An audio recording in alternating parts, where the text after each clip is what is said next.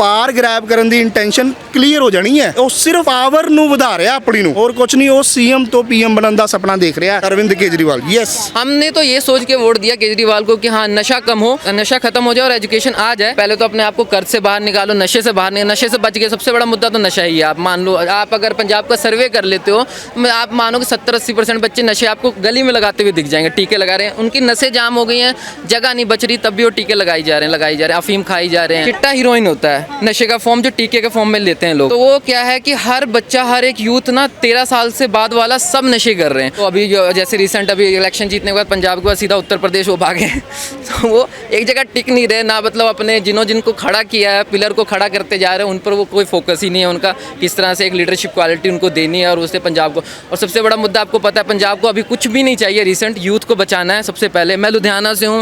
Recent example ਲੈ ਲਓ ਤੁਸੀਂ। ਪੰਜਾਬ ਪੁਲਿਸ ਇੱਕ ਬੰਦੇ ਨੂੰ ਲੈ ਕੇ ਜਾਂਦੀ ਹੈ ਇੱਥੋਂ, ਹਨਾ, ਉਹ ਵੀ ਕਿਹਦੇ ਕਹਿਣ ਤੇ, ਕਿਹਦੀ ਸ਼ਹਿ ਤੇ। ਆ ਕਸ਼ਮੀਰ ਫਾਈਲ ਦਾ ਮੁੱਦਾ ਸਭ ਤੋਂ ਪਹਿਲਾਂ ਕਿਹਨੇ ਬਣਾਇਆ? ਕੌਣ ਇਹਨੂੰ ਟੈਕਸ ਫ੍ਰੀ ਨਹੀਂ ਕਰਨਾ ਚਾਹੁੰਦਾ ਸੀ? ਕਸ਼ਮੀਰ ਫਾਈਲਸ ਦੇ ਵਿੱਚ ਇੱਕ ਕਮਿਊਨਿਟੀ ਦਾ ਦਰਦ ਦਿਖਾਇਆ ਗਿਆ। ਉਹਦੇ ਵਿੱਚ ਪੰਜਾਬ ਪੁਲਿਸ ਆਂਦੀ ਹੈ, ਟਵੀਟ ਕਰਦਾ।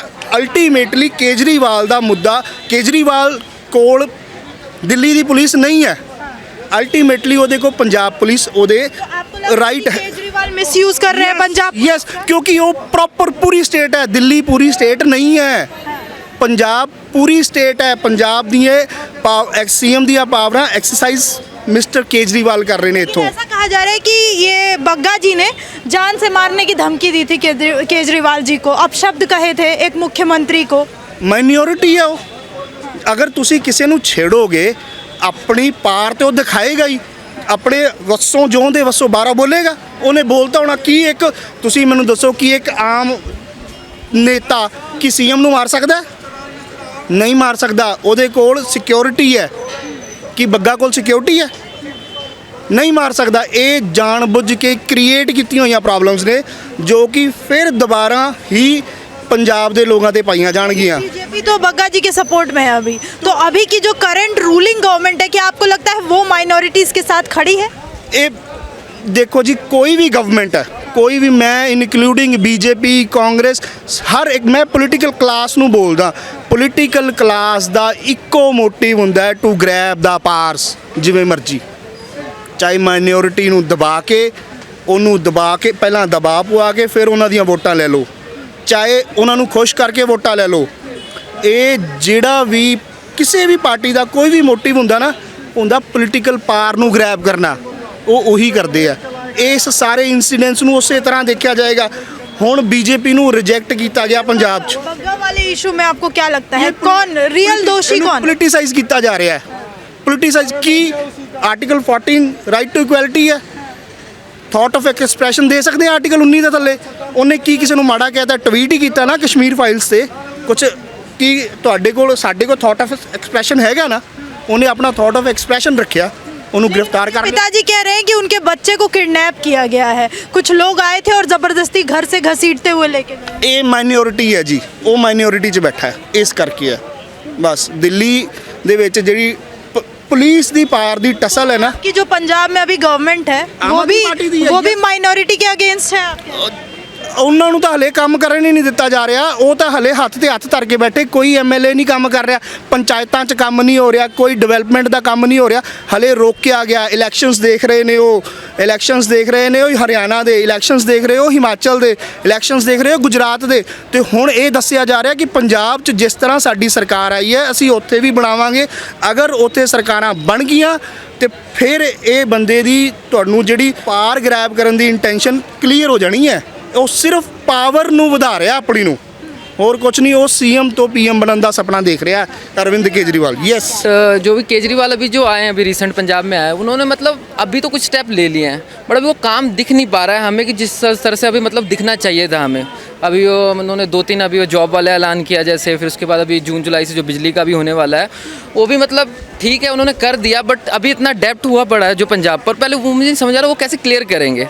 किस तरह जो फ्रीबी वो चल रहा है, फ्रीबीज मॉडल चला रहे हैं, वो अपना इतना मॉडल बांट रहे हैं कि फ्रीबीज ये फ्री वो फ्री ये फ्री, वो किस तरह से एग्जीक्यूट करते हैं उस लेवल पर, मैं वो जानना चाहता हूँ। केजरीवाल उस तरह से कैसे, बट केजरीवाल मतलब बहुत बढ़िया पर्सन है, मैं पर्सनैलिटी बहुत अच्छी लगती है उनकी हर चीज़ में, बट एक तरह से वो पावर ग्रैब करने वाली जो बात सर ने थोड़ी देर पहले कही थी, मुझे वो भी कहीं ना कहीं उस चीज़ पर लगता है कि वो पावर ग्रैब करना चाहते हैं। वो एक के बाद एक मतलब स्टेट की तरफ भाग रहे हैं, कभी स्टेट की तरफ भाग रहे हैं।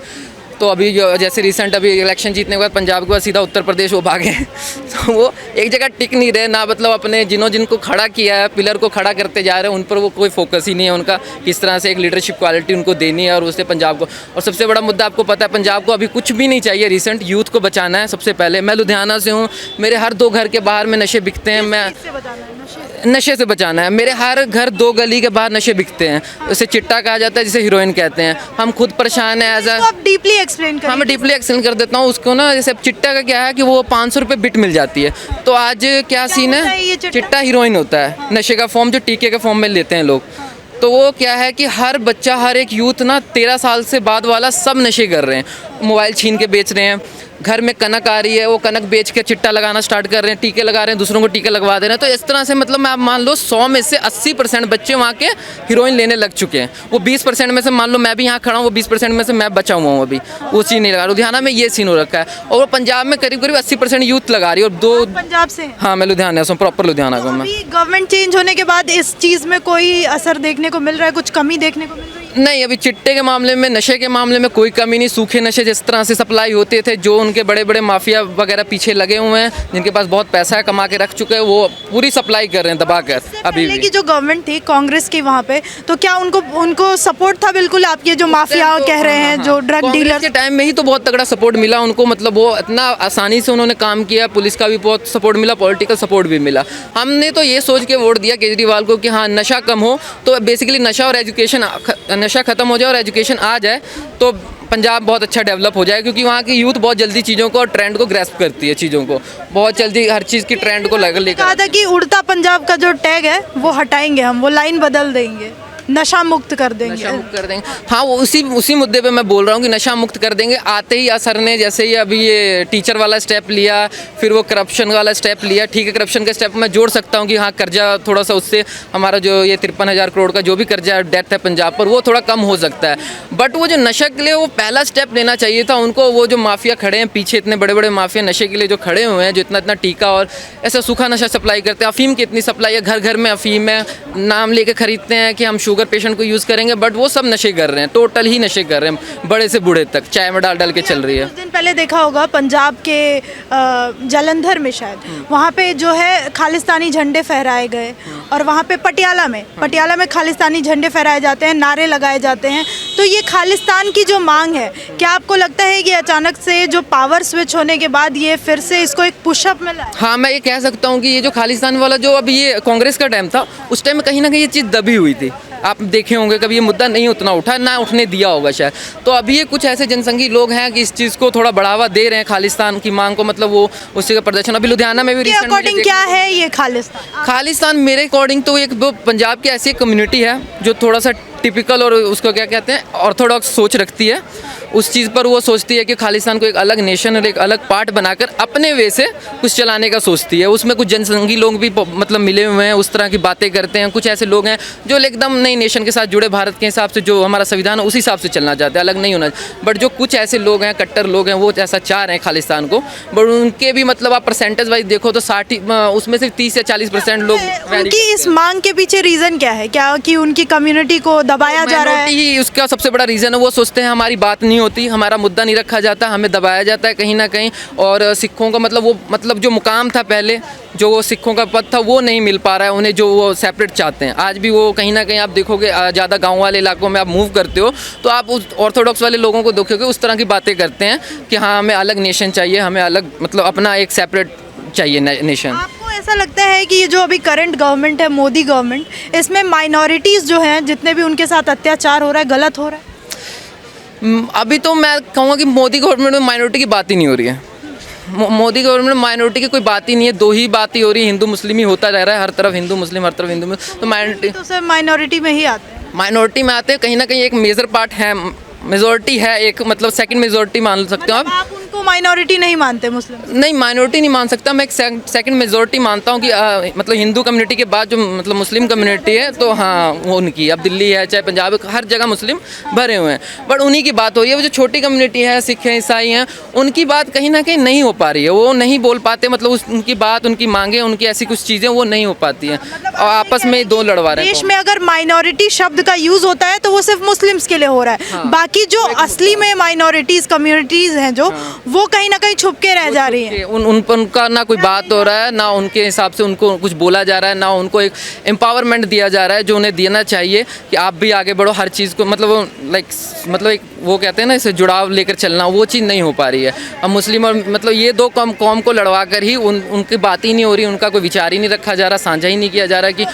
और वो ये दो कौम को लड़ाने का काम हो रहा है। बस सिंपल सी कहानी, इस प्रेजेंट गवर्नमेंट में ये दो कौम लड़ रहे हैं। पहले ऐसा नहीं था कभी भी। लास्ट टाइम अभी रमज़ान का भी माहौल था, फिर वो अभी एक और फेस्टिवल था हिंदू तरफ से, तो उसमें भी कितना, हनुमान जयंती, तो उधर भी कितना हमें देखने को मिला, उत्तर प्रदेश में कितना देखने को मिला, मतलब उत्तर प्रदेश में कुछ नहीं हुआ, एमपी में हुआ था, राजस्थान में हुआ था, गुजरात में हुआ था, यूपी में किसी तरह के यूपी में कौन सा, मैं आप नाम भूल रहा हूँ जगह का, मैंने सुना है तो मैं उस मतलब बेस पे बोल रहा हूँ उस बात को, बट जहाँ भी हुआ है मतलब वो सुनने को मिल रहा है वो सारी चीज़ें, मतलब हर एक छोटी छोटी बातों पे जो दंगा हो रहा है वो नहीं होना चाहिए मेरे तरफ से।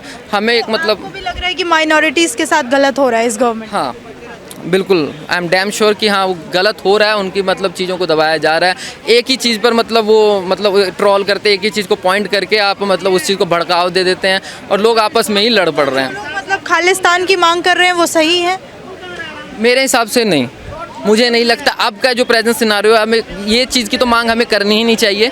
एक नेशन वाला जो हमारा चल रहा है भारत का, हमें सब कुछ जुड़ के मतलब साथ में चलना चाहिए। अभी तो पंजाब की ऐसी हालत है तो आप ये सारी मांग तो अभी छोड़ ही दो, पहले तो अपने आप को कर्ज से बाहर निकालो, नशे से बाहर निकालो, नशे से बच गए। सबसे बड़ा मुद्दा तो नशा ही है। आप मान लो, आप अगर पंजाब का सर्वे कर लेते हो, आप मानो कि 70-80% बच्चे नशे आपको गली में लगाते हुए दिख जाएंगे, टीके लगा रहे हैं, उनकी नसें जाम हो गई हैं, जगह नहीं बच रही, तब भी वो टीके लगाई जा रहे हैं, अफीम खाई जा रहे हैं। आप कह रहे हैं कि पंजाब का सबसे बड़ा मुद्दा अभी नशा है और तो- पंजाब पुलिस आ रही है तेजिंदर बग्गा को पकड़ के ले जाने। इस टॉपिक के बारे में मुझे कुछ नहीं पता, तो मैं इस पे मतलब हाँ सर, ये जो बग्गा जी की गिरफ्तारी हुई है, इसको लेके ये कहा जा रहा है कि एक सीएम को जान से मारने की उन्होंने धमकी दी थी, इसलिए उन्हें गिरफ्तार।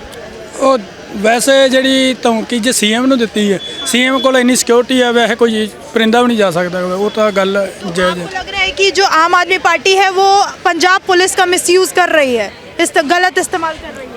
पार्टियां तो सभी मिसयूज़ करती हैं। जब से 1947 से देश आज़ाद हुआ तभी से मिसयूज़ हो रहा है।